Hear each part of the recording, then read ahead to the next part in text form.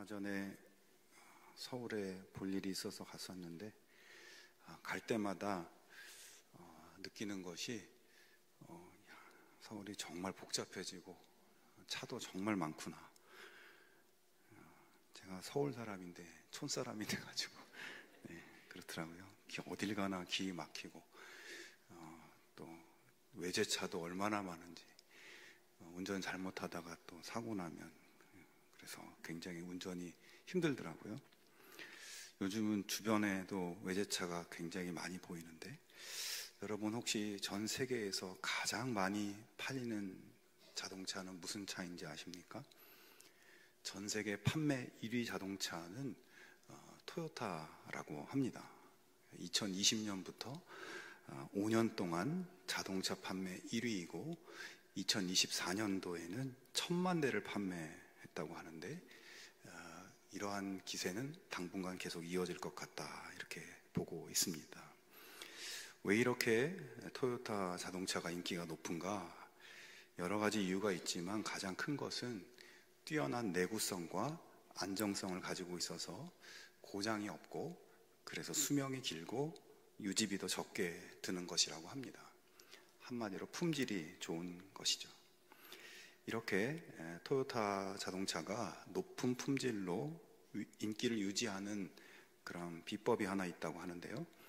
그것은 그 회사만의 아주 독특한 생산 기법인 영어로 5Y, 5가지 왜라는 질문을 던지는 기법이라고 합니다. 이 방법은 토요타의 창립자인 사키치 토요타라는 분이 1930년대에 생산 공정에서 발생하는 문제를 효과적으로 해결하기 위해서 고안한 방법이었습니다. 어떤 것인가 하면 자동차에 어떤 문제가 생기면 곧바로 해결책을 내놓지 않고 왜 이런 일이 생겼지라는 질문을 5번 반복하면서 원인을 깊이 파고드는 방식이라고 합니다. 예를 들어서 자동차 엔진이 멈췄다는 문제가 발생합니다.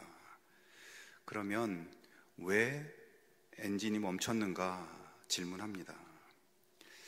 배터리가 방전되었다는 원인을 발견해요. 보통은 여기서 그냥 그럼 방전된 배터리를 교체해야지 라는 것으로 끝나는데, 토요타는 왜 배터리가 방전되었는가? 두 번째 Y를 질문합니다. 배터리가 방전된 원인으로 발전기가 작동하지 않았다는 것을 발견합니다. 그러면 세 번째로 왜 발전기가 작동하지 않았는지 묻고 이유를 찾습니다. 그랬더니 발전기 벨트가 끊어졌다는 것을 발견합니다. 네 번째, 그러면 왜 벨트가 끊어졌는가 질문합니다. 벨트의 수명이 다 되었는데 교체하지 않았다는 이유를 발견합니다. 다섯 번째, 왜 벨트를 제때 교체하지 않았는가 질문합니다. 이유는 정기 점검 일정이 지켜지지 않았다는 것을 발견합니다. 자, 이렇게 자동차 엔진이 멈췄을 때 단순하게 겉에 보이는 1차적인 원인인 배터리 교체하는 것이 아니라 5번의 왜라는 질문을 통해서 정기 점검 프로세스를 개선해야 한다는 근본적인 원인을 찾아가는 것입니다. 만약 이렇게 하지 않고 표면적인 원인인 배터리만 교체하고 말아버리면 결국 나중에 같은 문제가 반복될 수밖에 없는 것이죠. 토요타는 아주 오래전부터 수십 년간 이 원칙을 생산 과정뿐 아니라 경영에도 활용해서 최고의 자동차 회사가 될 수 있었다고 합니다. 여러분, 이것은 우리의 삶에도 적용해 볼 수 있는 좋은 방법인 것 같습니다. 우리가 삶에서 어떤 문제가 생겼을 때 보통 우리는 어떻게든 빨리 문제를 해결할 수 있는 방안을 찾으려고 노력합니다. 하지만 문제가 생겼을 때 눈앞의 문제 해결보다는 그 문제의 근본적인 원인이 무엇인지를 깊이 들여다보고 찾아보아야 하는 것입니다. 그렇게 문제의 근본 원인을 해결해야 다시 그 문제가 반복되지 않을 수 있는 것이겠죠. 자, 우리가 지난 몇 주간 사사기 말씀을 통해서 반복적으로 보고 있는 것도 그런 것입니다. 이스라엘 백성들에게 문제가 발생했죠. 그 문제가 해결됐다 싶으면 또 같은 문제가 일어나고 또 해결됐다 하면 또 반복해서 문제의 상황이 일어나는 것입니다. 이렇게 같은 문제가 반복되는 것은 이스라엘 사람들이 겉으로 보이는 단편적인 해결에만 만족하고 그 문제의 근본적인 원인에 대해서는 관심을 갖지 않고 있기 때문이었습니다. 오늘 말씀은 사사 기드온에 대한 말씀인데, 기드온은 성경의 여러 인물 중 가장 유명한 사람 중 한 사람이죠. 특히 기드온은 단 300명의 병력을 가지고 13만 5천 명의 적군을 상대로 기적적인 승리를 이룬 그 이야기로 잘 알려져 있습니다. 마치 이순신 장군이 13척의 배로 일본군 133척과 싸워서 이긴 명랑해전 같은 그런 이야기죠. 민족의 영웅이죠, 기드온도. 자, 그런데 이 기드온의 통쾌한 승리의 이야기도 특별하지만 기드온을 세우시기 전에 하나님이 이스라엘을 다루시는 장면도 특별하고, 하나님께서 기드온을 사사로 부르시지만 기드온은 그 부르심을 계속 받아들이지 않고 소위 말하는 하나님과 밀당의 과정이 길게 나오는 부분도 좀 특별합니다. 오늘 이야기의 시작은 역시 이스라엘 자손이 또 여호와의 목전에 악을 행하였다는 말로 시작합니다. 그러자 이번에는 미디안 족속이 이스라엘을 괴롭히기 시작합니다.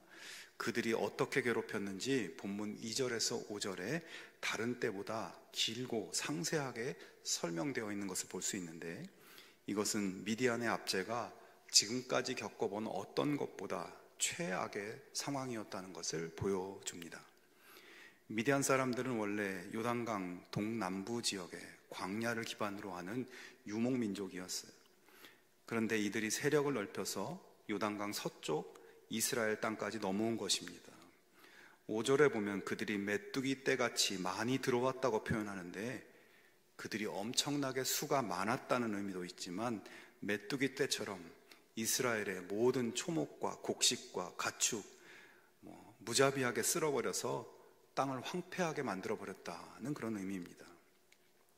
그래서 이스라엘 사람들은 그들의 눈에 띄지 않기 위해서 산으로 도망해서 동굴에 숨어 살 정도였다고 말씀합니다. 자, 그러니까 그들은 경제적인 어려움만 겪은 것이 아니라 정상적인 삶을 유지할 수 없을 정도로 그렇게 피폐하고 참혹한 상태였음을 보여줍니다. 그렇게 되자 그들은 여호와께 부르짖었습니다. 자, 여기까지만 보면 적들의 압제가 전부 다 심하긴 했지만 이야기가 이전의 패턴과 동일하게 흐르고 있죠. 이제 다음 단계는 뭡니까? 하나님께서 이스라엘을 압제 가운데 구원할 사사를 일으킬 순서입니다.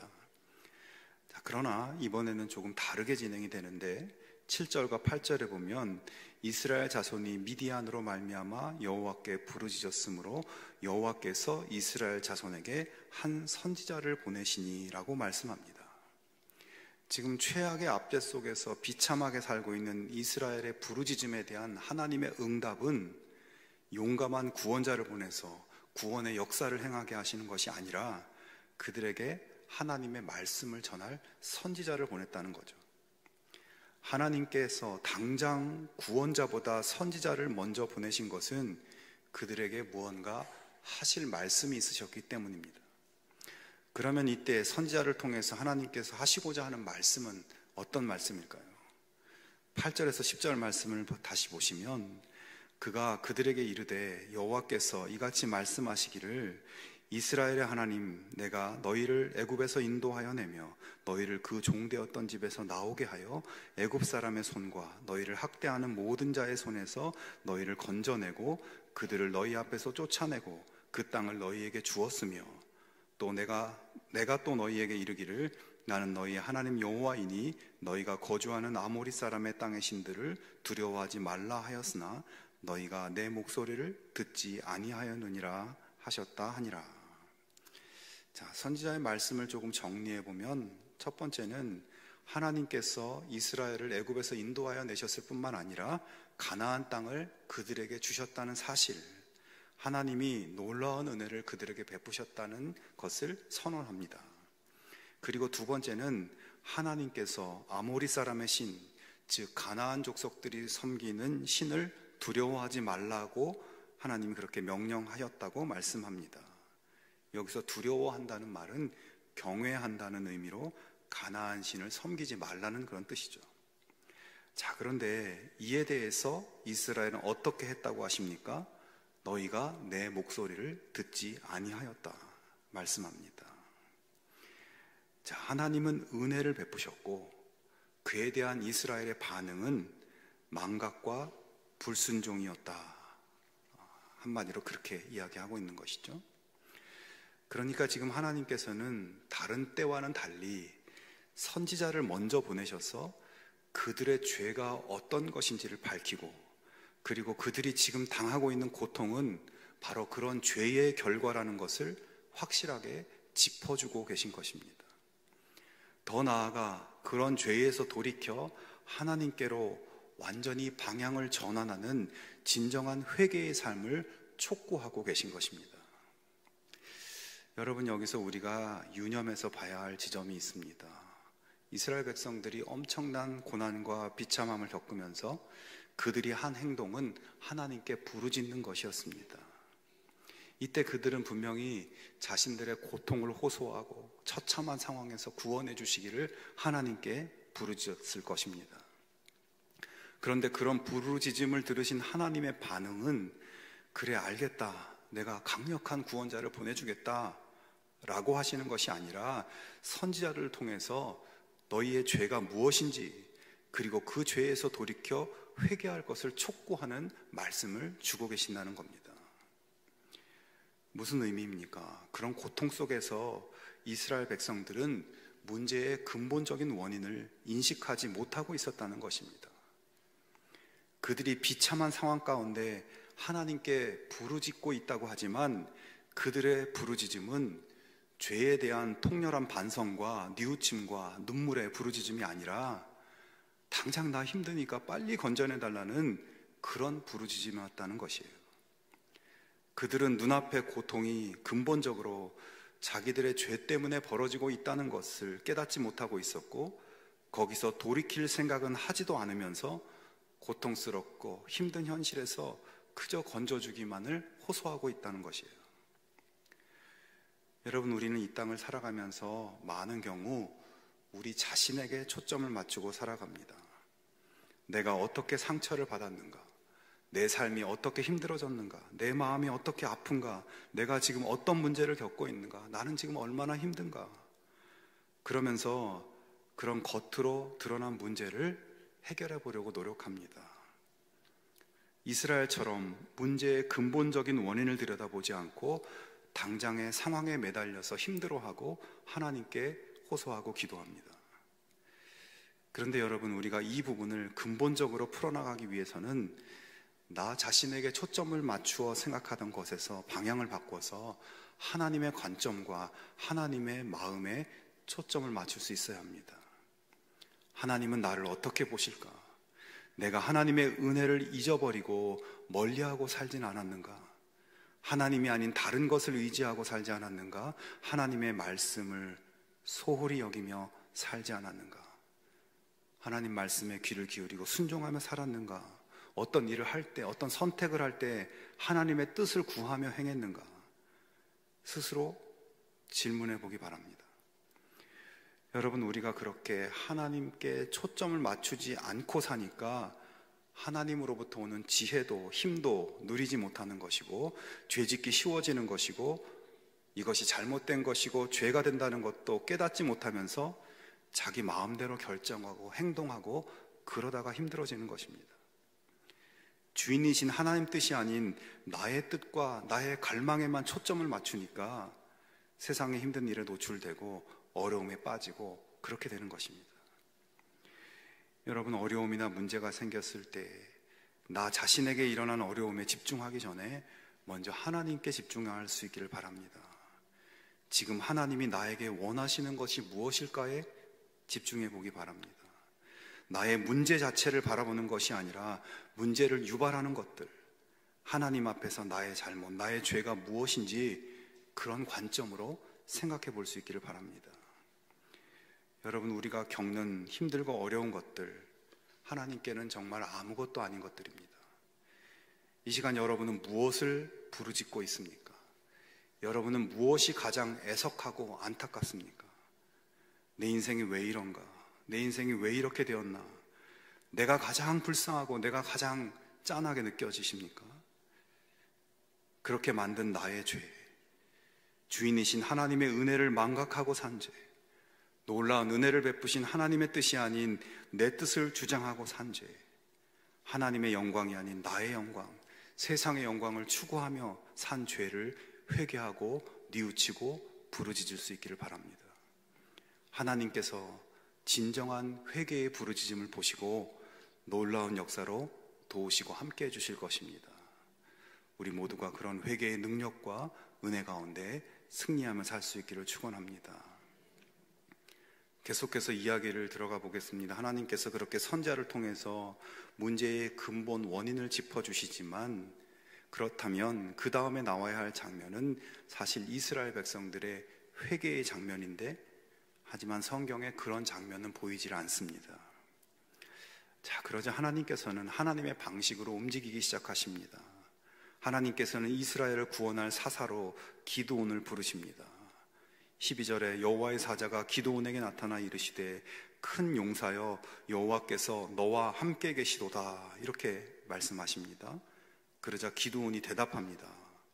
오 나의 주여, 여호와께서 우리와 함께 계시면 어찌하여 이 모든 일이 우리에게 일어났나이까? 또 우리 조상들이 일찍이 우리에게 이르기를 여호와께서 우리를 애굽에서 올라오게 하신 것이 아니냐 한 그 모든 이적이 어디 있나이까?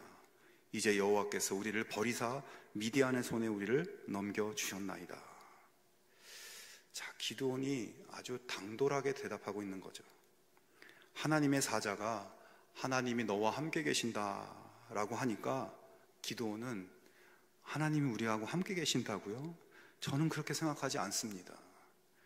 만약 하나님이 함께 계신다면 어떻게 이렇게 미디안 족속에게 비참하게 당하도록 우리를 이렇게 내버려 둔다는 말입니까? 하나님이 함께 계신다면 어떻게 우리를 이렇게 구해주지 않습니까? 하나님이 함께 계신다는 말 꺼내지도 마세요 라고 항변하며 하나님이 함께 계신다는 것을 믿을 수 없다고 주장하고 있습니다. 그는 하나님이 우리와 함께 계신다면 왜 이런 고통이 있고 왜 이런 문제를 해결해 주지 않는가? 하나님이 우리와 함께 계시지 않고 우리를 버렸기 때문에, 떠났기 때문에, 우리를 사랑하지 않기 때문에 그런 것이라고 생각하는 것입니다. 여러분, 우리도 기드온처럼 이런 생각, 이런 의심, 또 이런 실수를 저지를 수 있습니다. 우리도 나에게 일어나는 문제와 고통을 보면서 하나님이 나와 함께 계시는가? 하나님은 어디 계신가? 의심하며 원망하고 믿음이 흔들릴 수 있습니다. 어떤 경우는 그렇게 하나님 원망하다가 하나님께 등을 돌리고 믿음을 버리고 떠나버리는 경우도 있습니다. 그러나 여러분, 하나님이 나와 함께 계시지 않는다가 아니라 혹시 내가 하나님을 떠나 있지는 않은가 생각해 보기 바랍니다. 하나님이 나를 버리신 것이 아니라 하나님의 계획과 뜻보다는 내 마음대로 하고 싶어서 내가 하나님을 버리고 살고 있지는 않았는가, 이것을 돌아볼 수 있기를 바랍니다. 여러분, 본문의 상황을 보십시오. 지금 하나님은 하나님을 버리고 떠난 이스라엘과 함께하기를 원하셔서 그들에게 선지자를 보내시고 나에게 돌아오라고 호소하고 계신 것이에요. 하지만 그들은 계속 하나님을 떠나서 자기들 마음대로 살려고 하는 자기들 뜻을 굽히지 않고 선지자의 회개 호소에도 반응하지 않습니다. 그래서 계속 고통을 겪는 것 아닙니까? 여러분, 하나님이 나와 함께 계시지 않고 나를 버리시니까 문제가 일어나는 것이 아니라 내가 자꾸 멀어지고 내가 자꾸 떠나고 그래서 곤란이 생기고 어려움이 생기는 것입니다. 하나님은 나와 함께 계시고 함께 계시기를 원하십니다. 이 확신에서 흔들림이 없는 우리 모두가 되기를 축원합니다. 자, 기드온의 당돌한 대답에 대해서 하나님이 말씀하십니다. 너에게 있는 그 힘을 가지고 가서 이스라엘을 미디안의 손에서 구하여라. 내가 친히 너를 보낸다. 하나님께서는 의심과 불신에 찬 기드온에게 나는 너를 이스라엘을 구원할 사사로 보낸다고 말씀하고 있습니다. 그러자 기드온은 다시 이의 제기를 합니다. 내가 어떻게 이스라엘을 구할 수 있습니까? 보시는 바와 같이 나의 가문은 므낫세 지파 가운데서도 가장 약하고 또 나는 아버지의 집에서도 가장 어린 사람입니다. 누구요? 저요? 저 말씀하시는 거예요? 무슨 얼토당토하는 얘기를 하십니까? 제가 무슨 힘이 있습니까? 우리 집은 정말 별 볼 일 없는 집안이고 저는 그럴 만한 능력도 위치도 되지 않습니다. 사람 잘못 찾으셨습니다. 하나님께서 말씀하십니다. 내가 반드시 너와 함께 있을 것이니 내가 미디안 사람들을 마치 한 사람을 쳐부수듯 쳐부술 것이다. 자, 여러분, 이 대화에서 현실적으로 맞는 말을 하는 것은 기드온입니다. 기드온의 말이 맞아요. 기드온은 힘도 없고 다른 지파를 이끌 만한 리더십도 없었습니다. 오늘 본문에 기드온이 등장하는 장면을 보십시오. 11절에 기드온은 포도주 틀에서 몰래 밀타작을 하고 있던 중이었습니다. 왜 곡식을 타작마당에서 타작하지 않고 포도주 틀에서 곡식 타작을 합니까? 높은 언덕 위에 있는 타작마당에서 작업을 하면 미디안 사람들한테 들킬까봐 두려워서 눈에 띄지 않는 오두막에 설치한 포도주 틀에서 몰래 타작을 하고 있는 거예요. 기드온은 대범하거나 용기가 있거나 힘이 있거나 믿음이 깊은 사람도 아니었습니다. 나중에 좋아질 만한 잠재력이 있는 사람도 아니었습니다. 기드온이 지금 겸손한 것이 아니라 나는 이스라엘을 구할 수 없다고 한 기드온의 말이 맞는 말인 거예요. 그러나 여러분, 기드온이 이스라엘을 구원할 것이라는 하나님의 말씀은 그러면 틀린 말입니까? 아닙니다. 하나님의 말씀도 맞는 말이에요. 왜냐하면 하나님께서 내가 너를 보낸다고 하셨고 내가 너와 함께 한다고 하셨기 때문입니다. 기드온은 힘이 없지만 하나님은 전능하시고 전능하신 하나님이 함께 하시면 기드온은 못할 것이 없는 사람이 되기 때문입니다.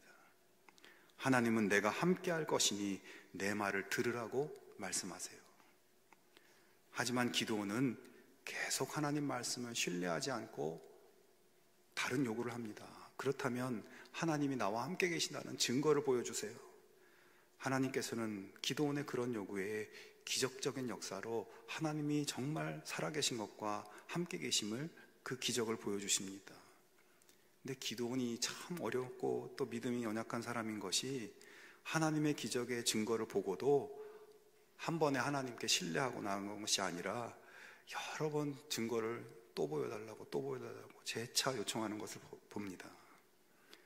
하지만 하나님께서는 그렇게 믿음이 없고 용기도 없는 기드온을 포기하지 않으시고 그에게 계속 능력을 행하시고 보여주십니다. 그래서 결국 기드온으로 하여금 자신의 연약한 믿음을 떨치고 이스라엘을 구원하는 전쟁을 준비할 수 있게 하셨고 하나님의 지시하심을 따라 전쟁을 수행하여 마침내 300명으로 10만 명이 넘는 그 군대를 이기고 승리하게 되었습니다. 여러분, 기드온 이야기의 결말은 하나님의 기적적이고 통쾌한 승리의 이야기입니다. 그러나 그 승리 뒤에는 그 승리가 가능해지기 위해서 무엇이 준비되어야 하는지, 하나님이 자기 백성들을 고난에서 구원하시기 위해서 어떤 노력을 하고 계신지를 보여주시는 이야기입니다. 하나님은 고통과 괴로움과 문제의 상황 자체보다 그런 상황의 원인을 짚어주십니다. 토요타 회사가 집요하게 왜라는 질문을 던진 것처럼 삶의 문제를 만날 때 왜 이 고통이 시작되었는가? 왜 하나님과의 관계가 멀어졌는가?